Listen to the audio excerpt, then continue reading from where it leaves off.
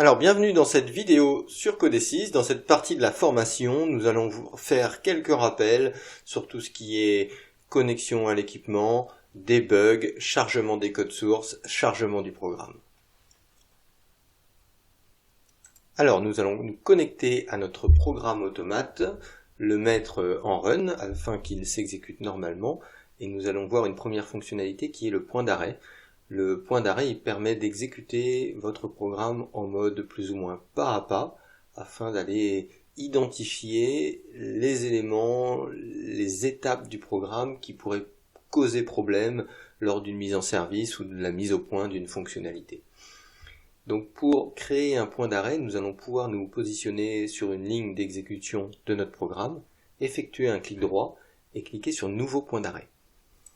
Alors une fenêtre apparaît vous indiquant l'emplacement du point d'arrêt, donc le programme ou le bloc fonctionnel dans lequel nous nous situons, ainsi que la position au niveau de la ligne. Donc là on voit que nous sommes dans le network numéro 2 et ça correspond bien à la ligne sur laquelle nous avons demandé de mettre en place ce point d'arrêt.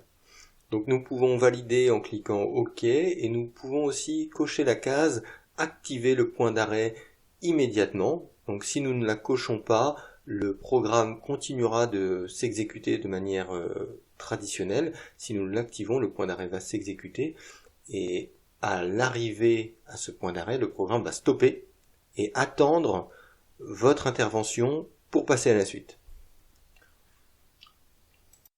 Donc là, on peut observer le petit symbole à gauche de votre ligne indiquant que le point d'arrêt est actif et que le programme est arrêté à cet emplacement-là.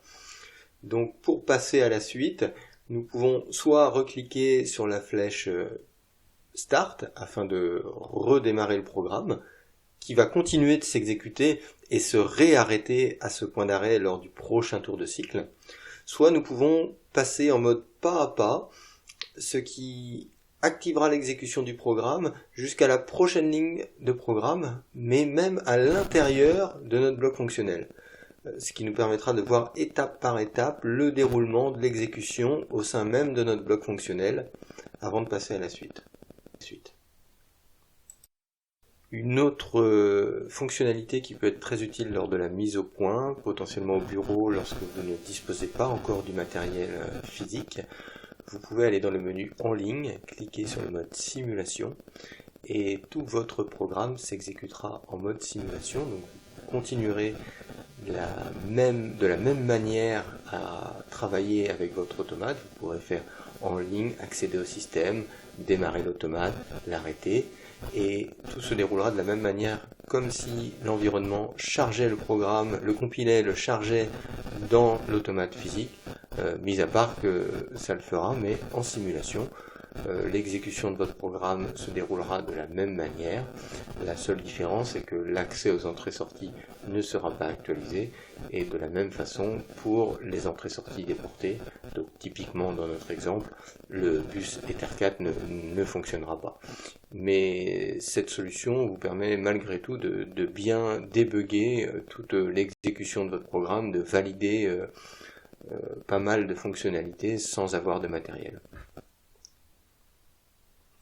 Alors au début, un petit détail auquel il faudra prêter attention, c'est que lorsque vous avez activé le mode simulation, il reste activé.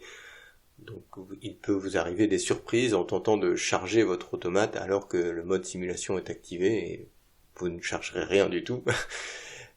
Donc prêtez attention au petit voyant simulation tout en bas de l'écran qui s'affiche en rouge et qui vous indique que votre mode simulation est toujours activé. Donc pour aller le désactiver, vous retournez dans le mode en ligne et vous recliquez sur simulation afin qu'il soit décoché.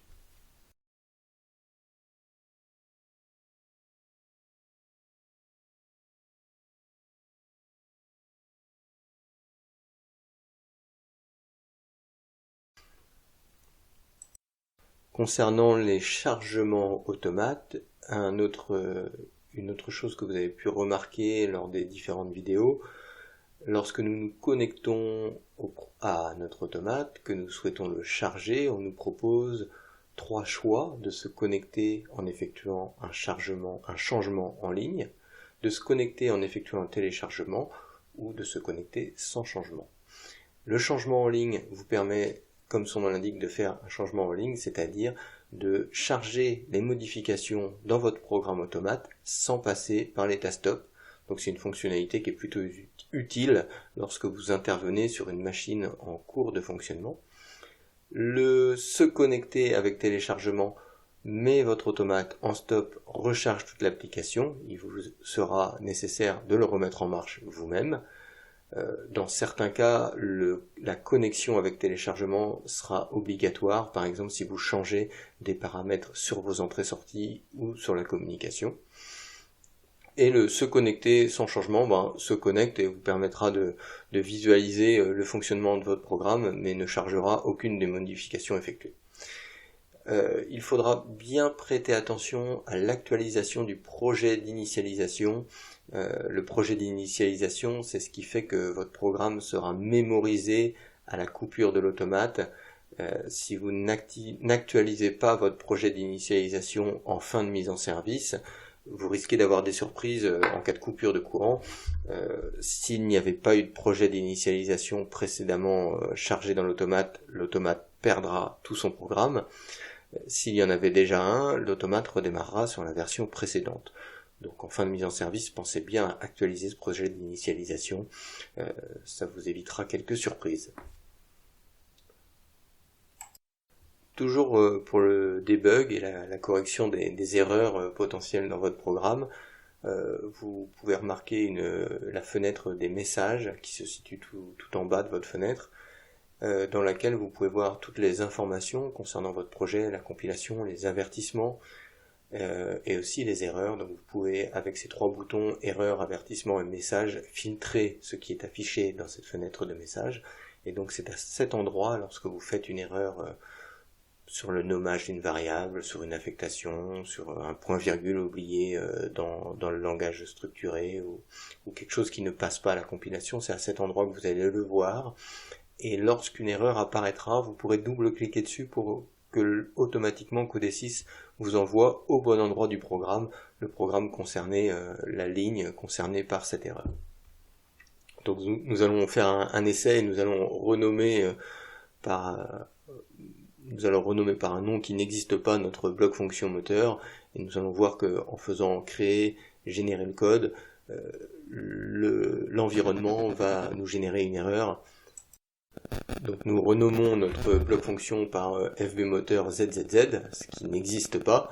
Donc d'ores et déjà, on voit que le programme est souligné en rouge, qui nous indique qu'il y a une erreur. Et lorsque l'on effectue la compilation, cette erreur reste et nous la voyons aussi dans la liste des messages. Donc on peut remarquer qu'il nous affiche 3 erreurs et 2 avertissements. Et donc en désélectionnant tous les filtres, on va pouvoir choisir d'afficher uniquement les erreurs. Et là on voit qu'il y a un type inconnu, le fbmoteur ZZZ.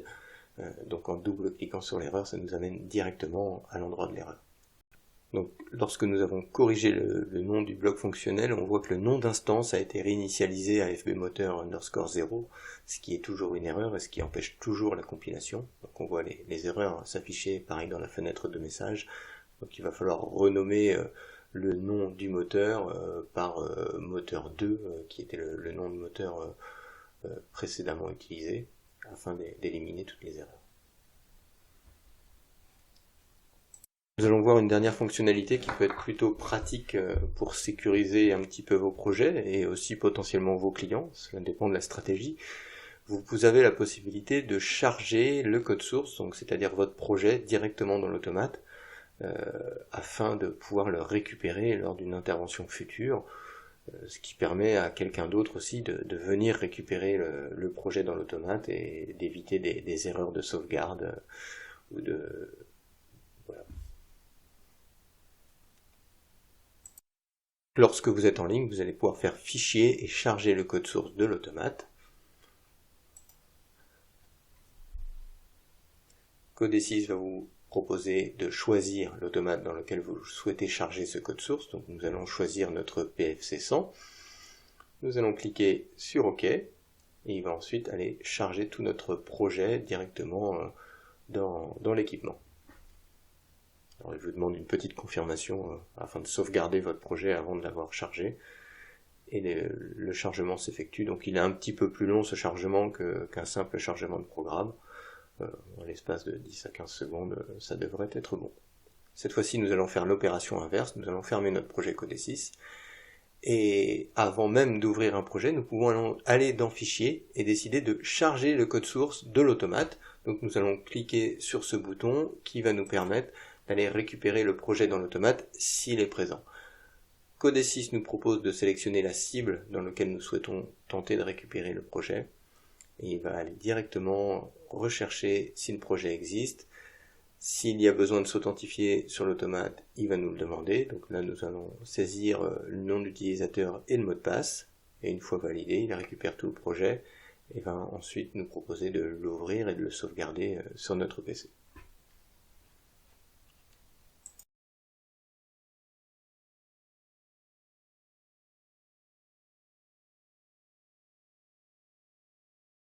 Alors Codesys nous demande quand même de choisir le fichier, le répertoire plutôt dans lequel nous souhaitons extraire ce fichier d'archives.